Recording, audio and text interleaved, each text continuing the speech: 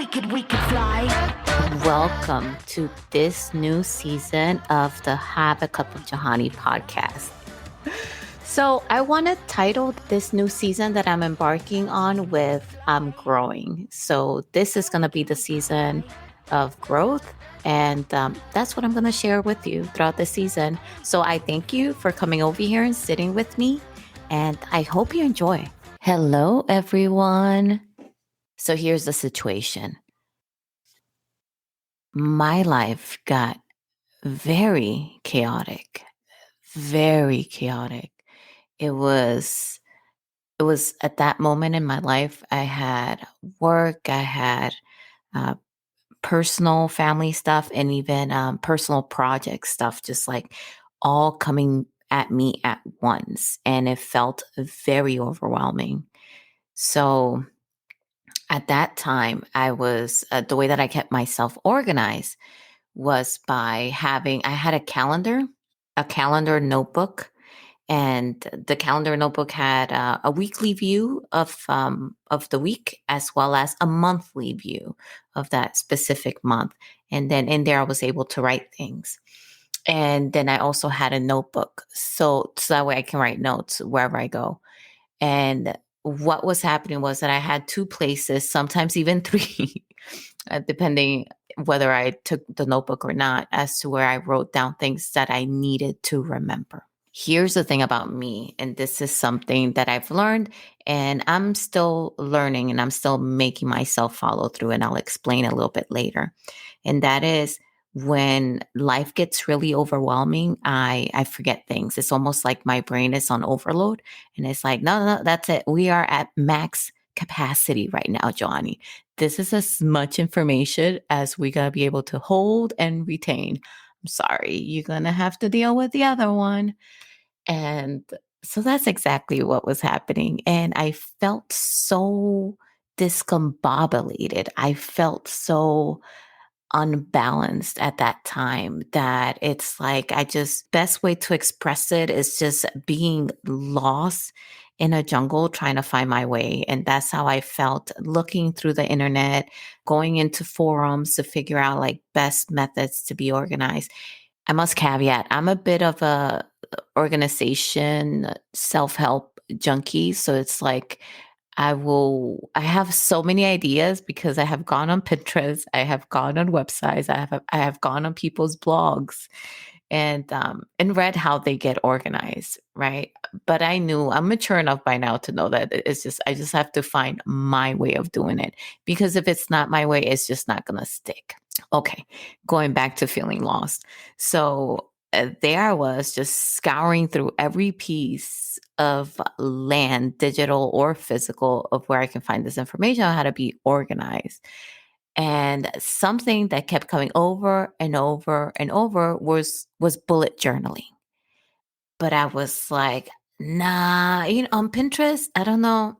If y'all look at it, you're going to see people that have such creative, artistic talents in there. And their bullet journals are like masterpieces. They just look amazing.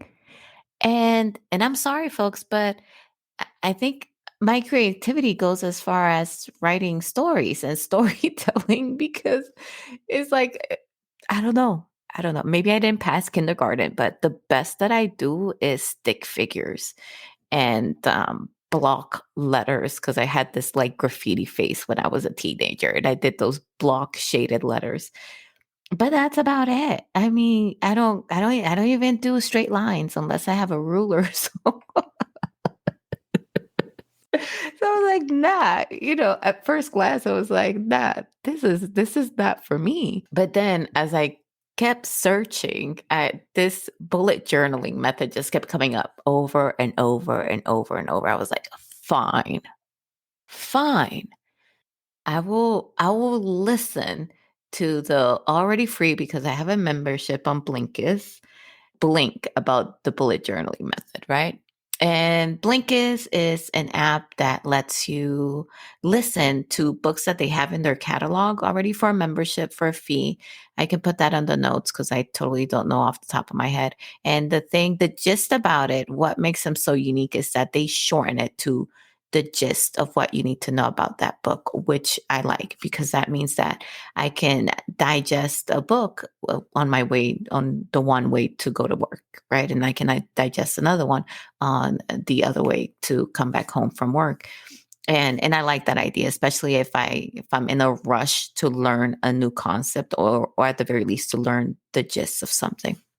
So going back, that's what I did. I was like, you know what? No risk, right? Let me find out first. Mind you, I was overwhelmed at that time. I was like looking for what could help me because I knew that I needed help organizational wise.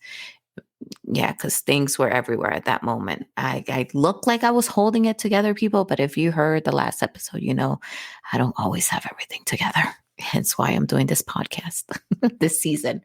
So, so that's what I did. And I listened to it on my way to work. And I believe that was a Friday.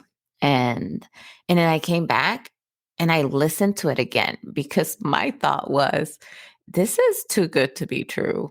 There's no way. There's something that this is leaving out. This just has to be. There's nothing like, oh, boom, everything is fixed. It's done. So I listened to it again. I was like, okay, yes, I didn't mislisten to something, misunderstand something. Yeah, it is that straightforward. Okay, bet. Let me get the whole audiobook. So so it's the weekend now, right? And I am listening to the whole audiobook. My husband and I are going out on errands and I'm like, you know, because I'm in a rush to learn this. I want to understand, grasp the whole concept before I embark on this concept. And I'll do an episode on that later as to why I do that now, because I learned something.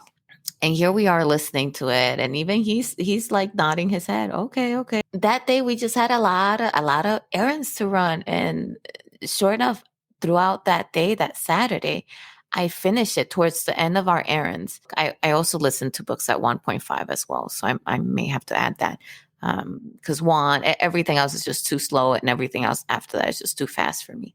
So I listened to it at 1.5, so it makes it also a little faster to digest books. My husband says it sounds like a chipmunk talking, but we finished the book. And I look at my husband because now we're parked in front of this store. He had to go get an auto part. And I'm like, babe, I'm going to need to go get a notebook. Because that's like the only thing, people listening to this podcast. Let me tell you, that's why I was like, this is too good to be true. Because all the bullet journaling method tells you is that all you need is one notebook. That is it. That is all. And in that one notebook, that's where you will put all your notes. But your notes will be categorized, and each page will have a different set of notes, right? And essentially, you have like your first page is table of contents, like what a regular textbook will have in the beginning. You will put that in your journal. And as you write different notes, then you will add it to the table of contents. So then if you want to go back through it and find something that you wrote, then you look at the table of content and you look at what page you put it, and then you look for that page and boom. But what I did was I went to Barnes and Nobles and I got me a fancy notebook because if it's fancy, I'm gonna use it. Oh, that's my wasteful side. But that's what I've learned about me. If it's fancy, if it's really high quality, I'm gonna use it. I'm not gonna forget it. I'm not gonna leave it at places. So that's how I invest in myself as well. So I bought this really awesome notebook. I went all out and even bought pens and a cute little LGBTQ pride bag to carry my pens and highlighters and pencils in there. Mind you, I just used the pen. That's all that I need to do my bullet journaling. But let me tell you, I was still very much like, you know what? Let's see. This may not work. Mind you, I was in a funk because I was so overwhelmed at that time with every aspect of my life. And even though in the back of my head, I have proven that there's a great chance that this may work for me, I was still like a negative person in my head the whole time. But I was like, I'm going to go ahead and give it a try. So I gave it a week try all the time, side eyeing this notebook, this bullet journal that I was writing in. And then at the end of that week, after that week passed, me using that bullet journaling method and using that fancy notebook and the fancy pens, which I only use one of them, I found out that it worked. And let me tell you why it worked for me. That was because, like the author said, and now I will say the name of the book and the author later on, but like the author stated on the bullet journaling method, his book, he said that he came about that method because he has ADHD. So for him, his attention span, it's different than other people, and he needed something where he can have all his, like a one place for all of his notes.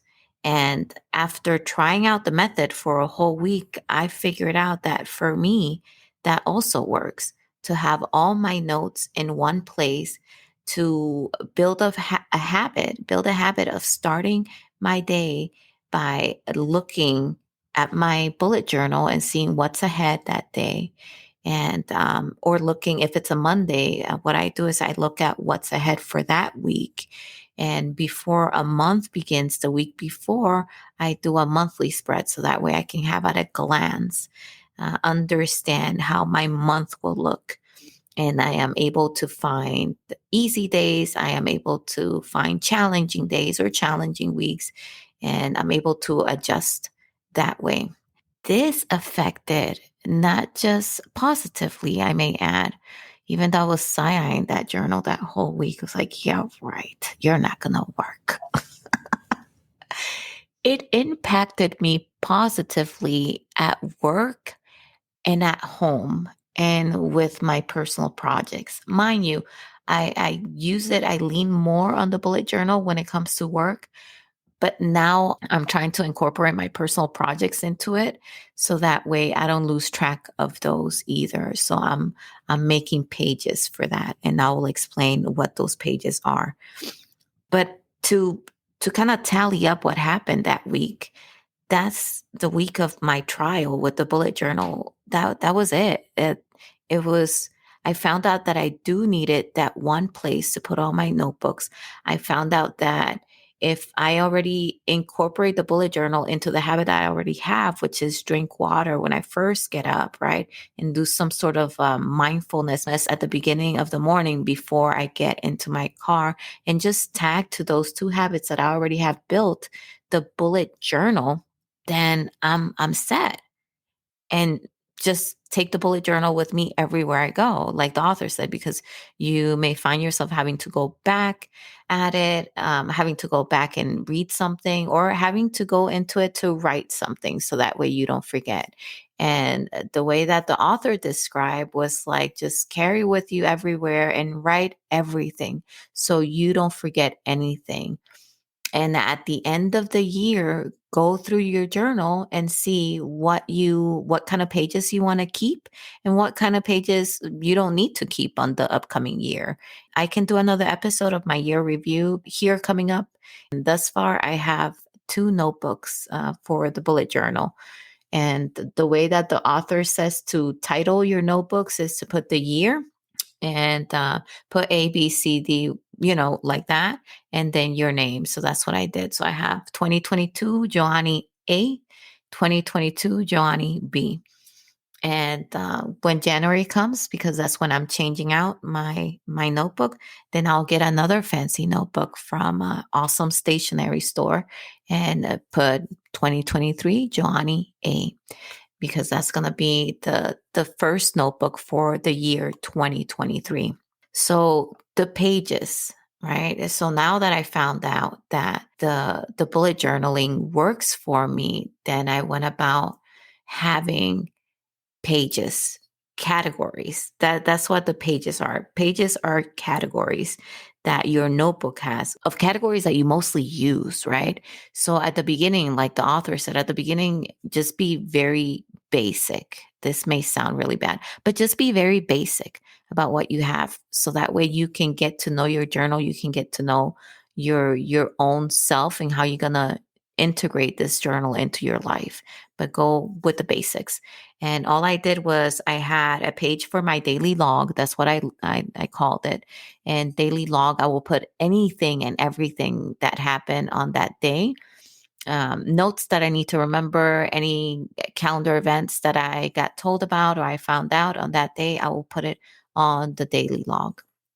And the daily log, I will look at it at the end of the day, and I'll tell you why.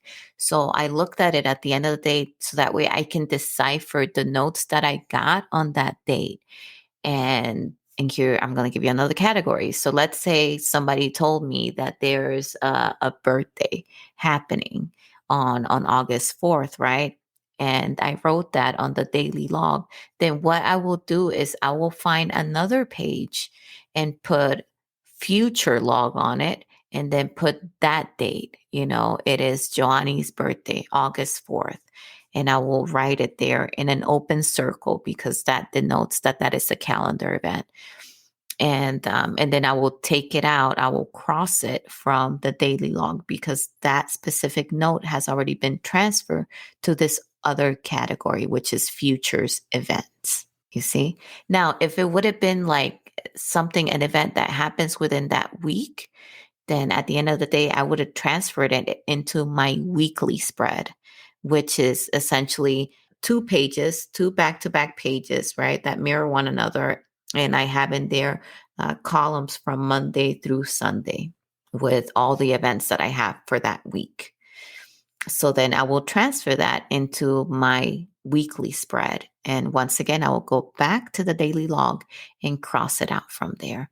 The same thing if it would have been in the upcoming month that I already have, then I will transfer it into the month that I already have in the notebook. Okay. The only reason why I said in the first example that I will transfer it to the future log is because it was a month that was really far out that I hadn't already created a calendar. And the author recommends to be within that time frame, meaning do your weekly spread for the week that you're in, do the monthly spread for the month that you're in, and on the last day before your week ends, then do the weekly spread for the next week. The same thing with the month. On that last week before your new month begins, do the next monthly spread. And I found out that this works because I don't have to flip too many pages to stay current. Because for example, if I would have made all the months all at the beginning, then I would have had to flip back through it. And for me, that doesn't help. But maybe for you, it does. Maybe for you, that's what you need to do. Bullet journaling is so tailorable to everyone because, like I said, all you need is a notebook and something to write with. If you want stickers, if you want all that additional stuff, go for it. But you don't really need it. And even the categories, you can make your own categories too, or you can keep the ones that they discuss in the book, which I did just because I'm not going to create new categories. Not yet. I don't need them. And just tailor it to you. So even the process is tailorable because that's what the author says. If something works for you, then just do it. If something doesn't, that's cool. Trial and error. Try something else.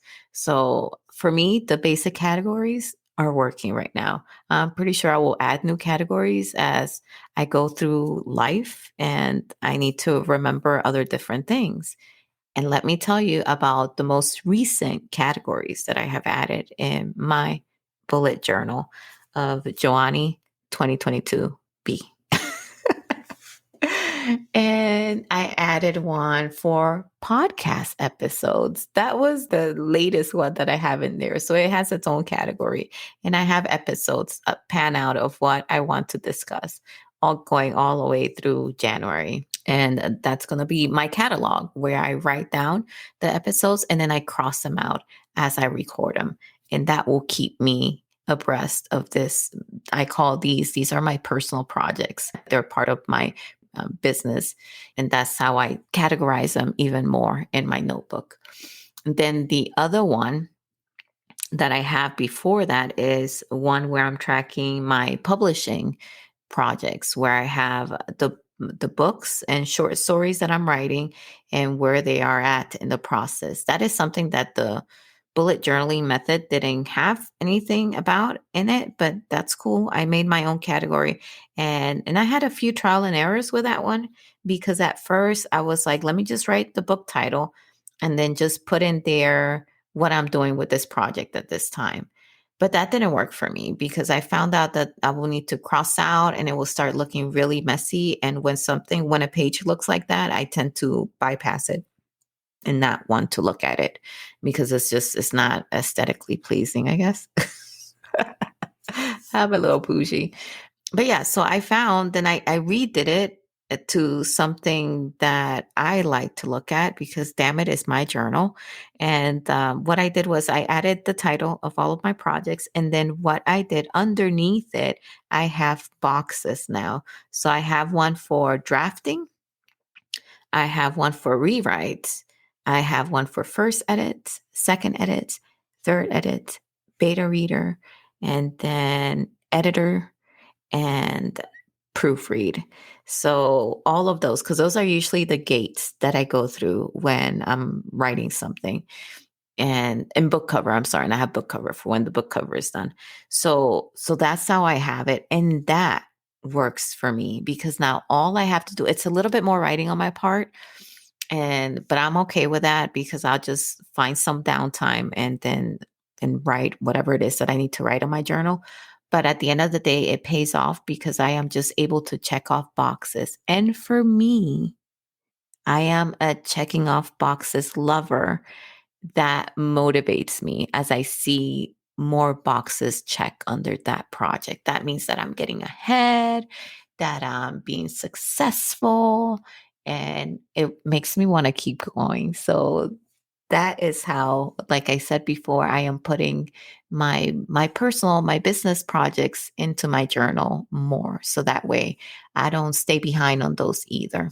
And the other thing that I added, and I'm so happy because I incorporated my husband into this, was home improvement wish list. So we took out a page, and with his feedback, I was able to write the things that we want to purchase. So this is a purchase wish list. So that way, with prices, so that way both him and I have an idea of the amount of money that we want to set aside. So that way we can have these projects for the year 2023. And these are projects to improve upon the house that we own, and such as irrigation system, right? So we want to do an irrigation system, and we want to upgrade the bedroom set for the guest room upstairs, and I wanted a towel warmer. So we added these things, and then we Google prices, and then I put the higher end of the price, because I rather we save a little bit more. Then we come up short, because inflation and everything. I'm pretty sure once we amass the money that we need for these projects, I'm pretty sure that price would have gone a little bit higher. So I went on the higher end of the price when it comes to that. But eventually we will be somewhere in the middle. That's usually our purchasing pattern. We don't go for the cheapest, we don't go for the higher end, we go somewhere in the middle. And so yeah, so those are 3 pages, 3 categories that I added to my bullet journal that has to do with my personal life and my business. And I like that, because now I'm getting the sense that I'm a little bit more balanced now, because I'm not forgetting things, and I'm not waking up in the middle of the night suddenly remembering, like, oh God. So on that note, let me give you the book. It is called The Bullet Journal Method. Track the past, order the present, and design the future. And the author is Ryder Carroll, creator of the Bullet Journal. And he has an app now and everything. And the app is kind of like a digital bullet journal. But for me, the physical one works better, because it's just, for whatever reason, whenever I have my phone, I'm not there to look at notes. But once again, bullet journaling is very tailorable. So if you are like that, where your phone is your note-taking app, then maybe for you, the bullet journal app will work better. I just know for me, I'm more of a physical copy kind of person. So I stick to the notebooks because that's what I go back to. And something about writing my notes, maybe that's why I'm a writer. Something about writing it down and crossing things off is also very satisfying to me. So that's why I do it that way. But folks, I thank you for listening to me on this episode about how I got myself out of this chaotic hole that I was in by bullet journaling. I know, right? It sounds so simple, but it's effective. And that's what I'm going for. And that's what I'm going to keep up with. If you are into bullet journaling, if it worked for you, if it didn't work for you, drop a comment and let me know. And thank you so much for listening. I appreciate you. All right. Bye. Oh, we could fly.